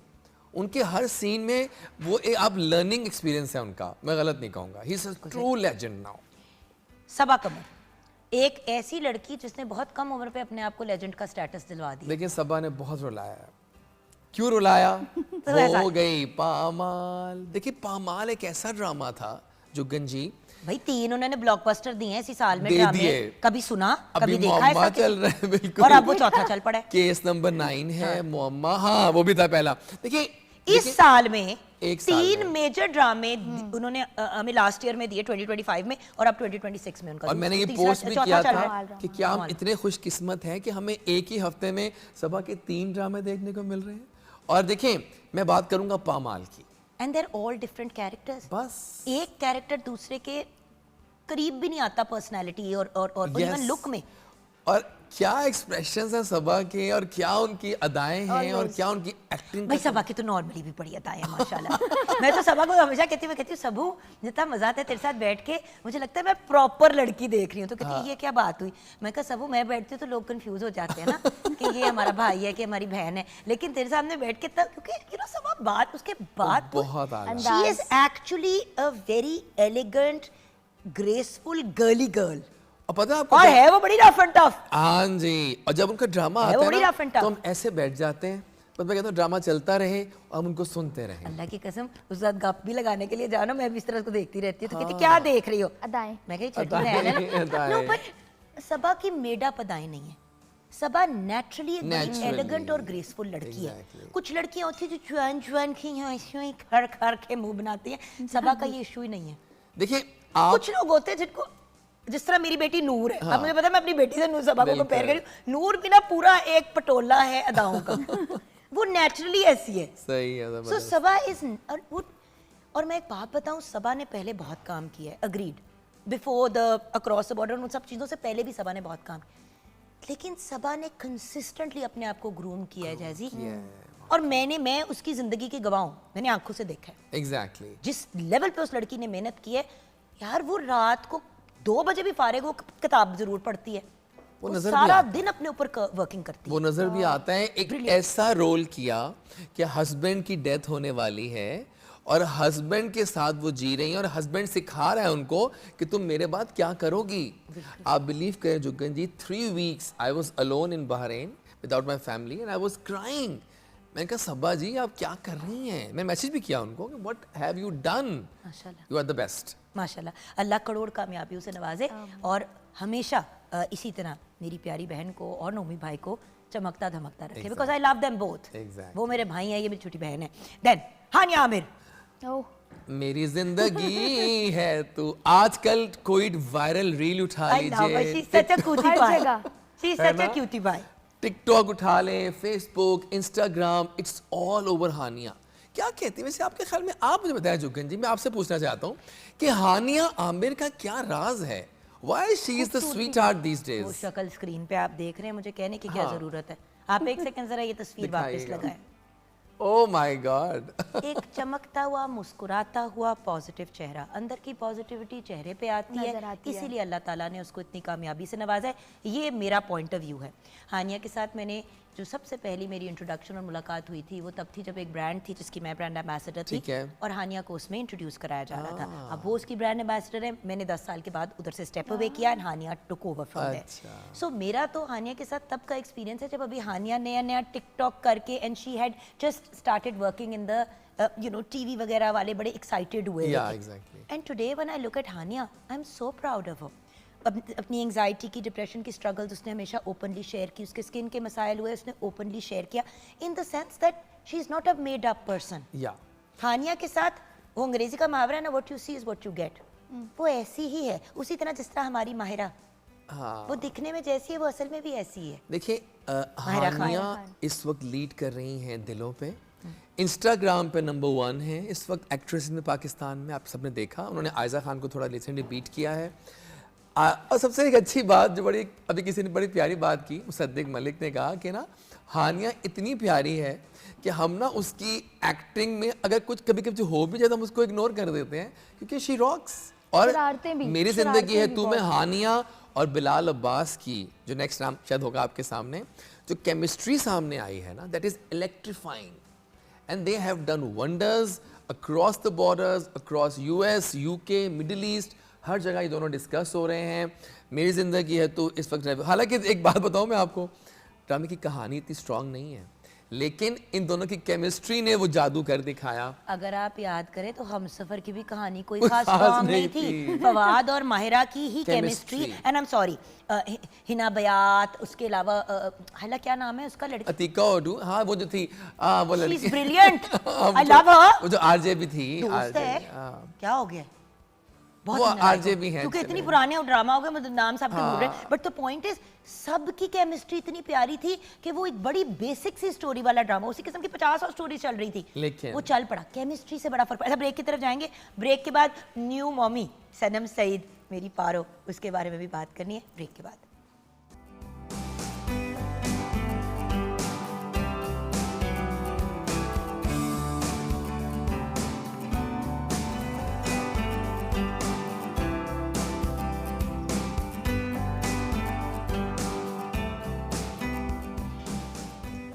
Welcome back from the break viewers. कड़ी मैंने जाके चेक कर ली है और चावल मेरे ख्याल से दम पे हैं, बस दम पे हैं चावल भी, बस दम पे हैं चावल।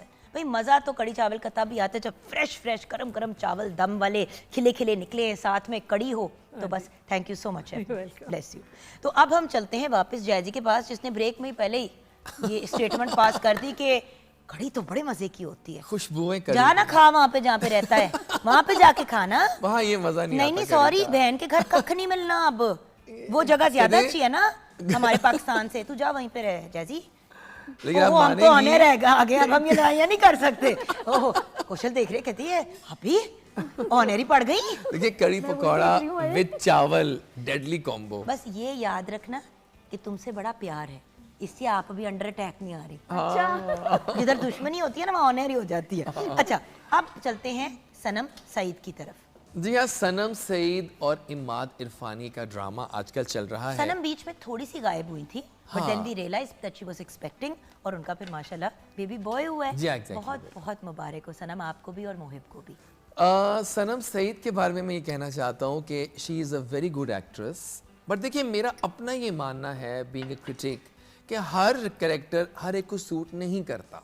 अब एक नया ड्रामा शुरू हुआ है Kafeel, it's a big project, Umera Ahmed writer, लेकिन मेरा ये भी मानना है कि मंजी भी रिनाउंड वेल एस्टैब्लिश्ड राइटर के, मतलब जब भी लिस्ट आती है कि जी किनसे स्क्रिप्ट लिखवानी है तो सबसे पहले उनका, आमना मुफ्ती, बीगुल, इन लोगों के ही नाम आते हैं। लेकिन मुझे लगता है कि कुछ नावल ऐसे होते हैं जो जब कैमरे पे आते हैं ना वो जादू नहीं कर पाते।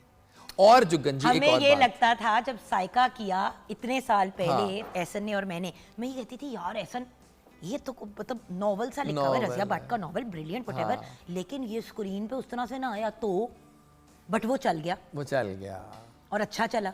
बहुत सही बात है। मेरा तो करियर उससे ही टेक ऑफ हुआ था बिग टाइम, साइका से, उस वक्त हम का ड्रामा मतलब एक बड़ा एक जो गंजी एक, तुम क्या मसला है, तुम्हें कफील से फंस क्यों रहे हो? एक सच्ची अच्छा, बात। ये जब ये करता है ना चुप होकर सुन रहा होता है, तो इसका मतलब है इसके अंदर कुछ नेगेटिव पे मार नेगेटिव नहीं। देखिए मेरी बस एक रिक्वेस्ट है प्रोड्यूसर्स के साथ कि ग्रुपिंग्स से जरा बाहर निकलें। क्या मतलब? देखिए प्रोडक्शन हाउसेस बन गए ना, ग्रुपिंग्स हैं। हाँ, वही 4-4 6-6 लोग घुमा रहे हैं हर प्रोडक्शन हाउस के, ये हमारे मेरे 4 जुड़े आर्टिस्ट हाथ हैं। देख लीजिए आप लोग। देखिए जब कैरेक्टर किसी को नहीं सूट कर रहा, आप उसको ना रखें। अब इन सनम सईद को, स्पेशली इमाद इरफानी को वो रोल नहीं सूट करा। एक सुपरस्टार मेरे बड़े प्यारे दोस्त हैं, मैं नाम तो नहीं लूंगा, उनको ये रोल पहले मिला था, बट ही सेड कि चूंकि 10th एपिसोड के बाद उनके 4 बच्चे हो जाएंगे और वो बड़े मतलब ओल्ड एज ब्रैकेट में आ जाएंगे थोड़े से, तो उन्होंने कहा कि मुझे वो अभी नहीं करना। यार उसमें तो कोई इशू नहीं है, मैं लेकिन एज एन एक्टर होना चाहिए, क्योंकि यंग टू ओल्ड कैरेक्टर तो सारी जिंदगी हम सबने प्ले की है। यंग टू ओल्ड दिखा रहे हैं, मैं आपको कल के सीन की बात दिखाऊंगा। एकदम से ट्रांजिशन होती है, 20 साल आगे चले गए, आफ्टर 20 इयर्स बाप के अभी तक 6 पैक्स हैं वही बॉडी शॉडी और वही लुक। बाप की क्या उम्र होगी? बाप होगा कोई 50 के करीब।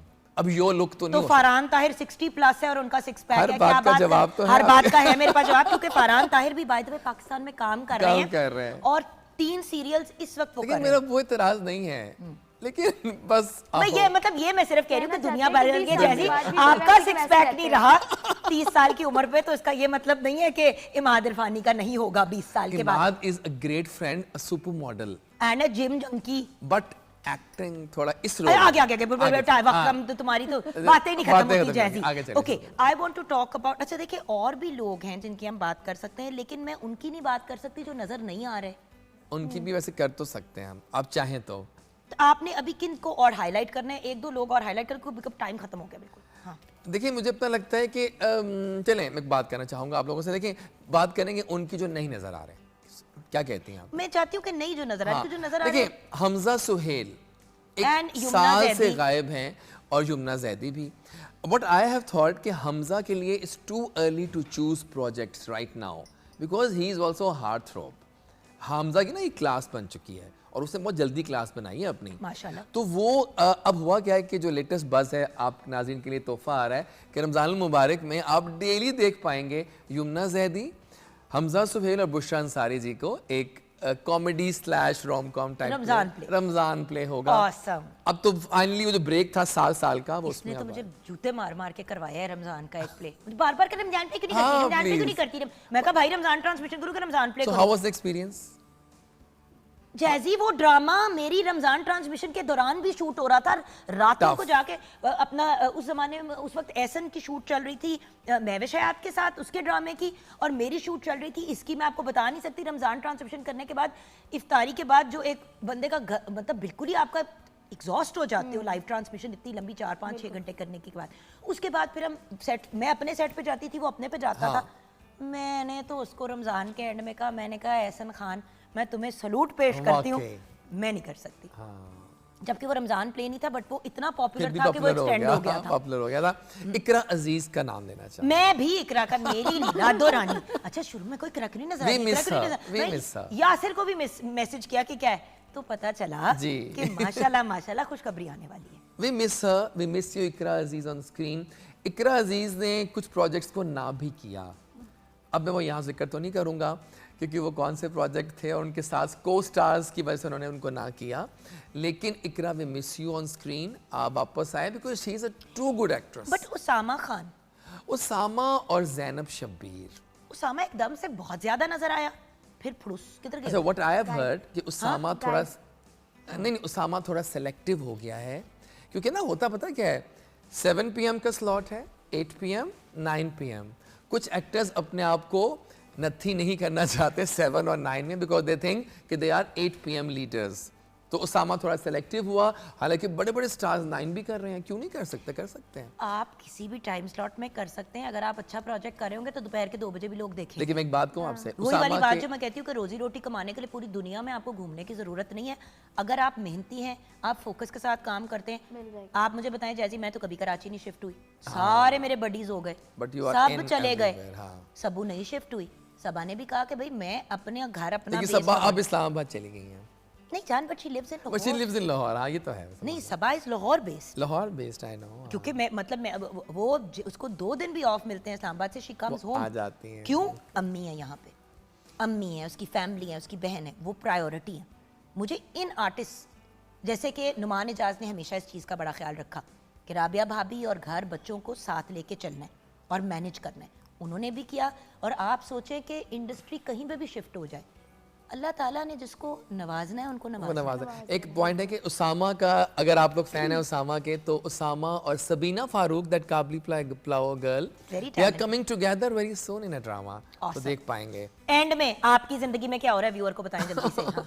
गाइस मेरी जिंदगी में बहुत कुछ हो रहा है। I am in Bahrain these days और I am working as consultant. साथ में चूंकि देखिए पता है ना आपको कि मेरी माइक की दोस्ती बहुत पुरानी है, I can not leave Mike, तो मैंने क्या किया कि मैंने कहा कि नहीं, मुझे माइक से ही रिश्ता जो मतलब रखना है कायम और दायम, तो वहाँ से मैंने as an influencer food blogger शुरू कर दिया है।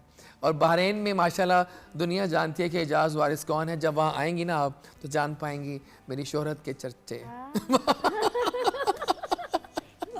जब जैजी बोलता है ना तो पूरा बहरीन भी सुनता है। जब जैजी बोलता है तो बहरीन सो जाता है। नहीं सुनता है प्लीज। जैजी हम कम से कम 15 से 20 साल से अच्छा, दूसरे को तंग कर रहे हैं, कम से कम। मैं एक पॉइंट ऐड एक याद है वक्त हम भी जवान थे और हम एक दूसरे को कितना छेड़ा, और अब देखो आज भी उसी तरह छेड़ते हैं। कुछ ताल्लुक ऐसे ही होते हैं। Same like that. एक पॉइंट ऐड कर दूं अगर आप आखिरी, नेपोटिज्म। आए प्लीज, आप हैं किसी के बच्चे, काम करें, मैं ये नहीं कहता ना करें। मैं जैजी आपके साथ यहाँ पे बिल्कुल अग्री नहीं करूंगी, और मुझे पता है अजीब सी बात है। देखिए मेरा कोई भी बच्चा एक्टिंग में नहीं आना चाहता, मैं पहले ही आपको बता दूं। मेरे सारे बच्चों ने बड़े क्लियरली कह लिया कि आपका काम बहुत अजीबोगरीब है, हमने नहीं करना। तो ये इसलिए नहीं कह रही कि कल को मैंने अपने किसी बेटे या बेटी को तैयार करके लाना है, भी जिन्हें जो करना करे आए करे। बट अगर कोई किसी की औलाद है और उसका नाम अटैच हुआ है तो क्या करे? हाँ, ये बच्चे को आंख कर दे। देखिए नुमान एजाज के बेटे जब आए इस फील्ड के अंदर, सॉरी बट उनको ऑफर आई थी चैनल से, उनके अब्बा नहीं उनको लेके गए थे कि इसको नौकरी करा। लेकिन बहुत सा रोल उनको ऐसे भी मिले हैं, अंदर की कहानी है, जो मिलना किसी और को था, मिला जावी को, क्योंकि वो लिंक्स पे मिला। ये भी ट्रू फैक्ट्स बता रहा हूँ मैं आपको। बिकॉज जिन लोगों के साथ उन्होंने काम किया ना, उन लोगों को मैं जानती हूँ, वो कभी भी लिंक्स के बेस पे अपने प्रोजेक्ट को ख़राब नहीं करेंगे। जान जैसे ये कहने वाली बातें होती हैं। देखे अगर किसी और को भी वो ड्रामा ऑफर हुआ, फिर उन्होंने उसको नहीं लिया और उस किसी और को ले लिया, और उस बंदे ने अगर घूम के कह दिया कि ये तो रोल मेरा था, तो बॉस मैं भी बड़ी दफ़ा इस पोजीशन में रह चुकी हूँ। फ़र्क ये है कि मेरे पास कोई नेपोटिज्म का एक्सक्यूज़ नहीं था। राइट, माय पॉइंट इज़ जान, क्योंकि ऐसे लोग, अब आप देखें नवाज अंजुम के बेटे हैं अहमद नवाज, वो तो हमारे फेवरेट, वो हमारा फेवरेट है, हमारा लाडू है। उसको कौन सी कोई अपॉर्चुनिटीज़ मिल रही है नवाज अंजुम की वजह से? सो बात यह है कि कुछ ना कुछ अपनी क्रेडिबिलिटी और अपनी भी उसके ऊपर एक चीज़ होती है। सो हमने कोशिश ये करनी है कि हम लोगों को इनकरेज करें, तो उनको आगे पुश करें। और सच्ची बात है, जहाँ नेपोटिज्म पे 1 2 3 ड्रामे कर लेंगे, 5वां ड्रामा नहीं आपको मिलना, क्योंकि किसी ने भी अपने करोड़ों के प्रोजेक्ट्स को बर्बाद नहीं करना किसी एक बंदे को नेपोटिज्म के पॉइंट ऑफ व्यू से लेके आना। लॉजिकली सोचो, जहाँ पे 15 करोड़ एक प्रोजेक्ट के लग रहे हैं, 15 करोड़, क्यों कोई बंदा बार बार डुबाएगा एक बंदे के लिए क्योंकि वो फलां का बेटा?